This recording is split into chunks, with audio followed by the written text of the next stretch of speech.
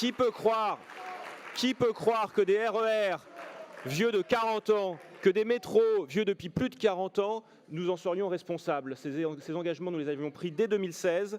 Nous avons engagé le renouvellement du réseau avec des sommes absolument sans commune mesure avec ce qui se faisait auparavant. Donc un peu de dignité les uns et les autres, s'il vous plaît.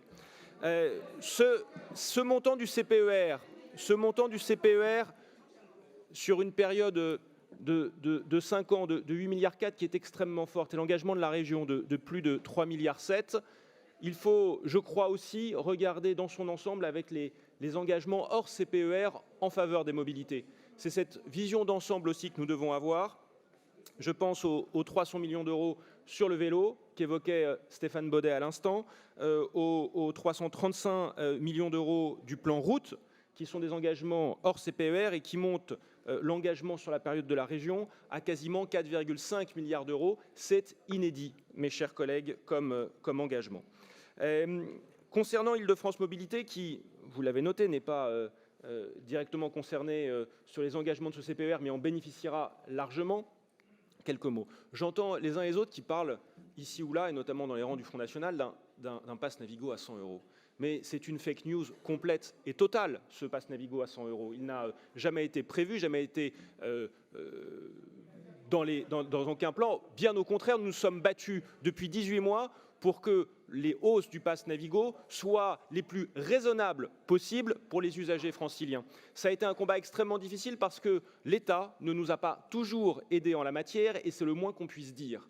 Le protocole que nous avons signé il y a maintenant quelques semaines nous donne cette garantie que les hausses seront équitablement réparties entre l'ensemble des bénéficiaires des transports, que ce soit les entreprises, que ce soit les collectivités, que ce soit les usagers, que ce soit aussi les touristes, mes chers collègues. Jusqu'à présent, les touristes étaient largement subventionnés dans leur accès aux transports en commun, ce qui était une inéquité, je crois, majeure.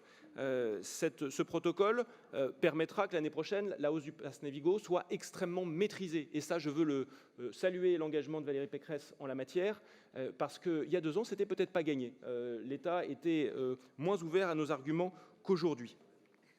La régénération des transports que nous votons à travers ce CPER, c'est aussi plus de recettes à terme pour Île-de-France Mobilité, parce que c'est des prolongements de lignes, parce que c'est des nouvelles lignes, c'est des nouveaux trams, c'est des nouveaux bus, c'est le Grand Paris Express à terme qui s'intégrera dans notre réseau. Et donc c'est là aussi une manière d'engager encore plus de franciliens vers les transports en commun.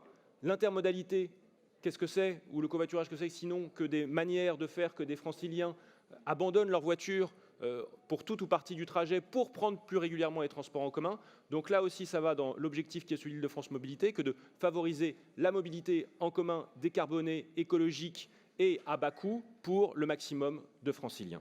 Merci mes chers collègues.